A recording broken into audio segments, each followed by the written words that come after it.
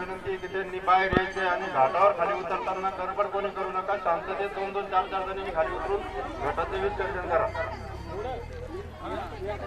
कोणी गडबड करू नका. खाली उतरताना 2-2, 4-4 जणांनी खाली जायचं.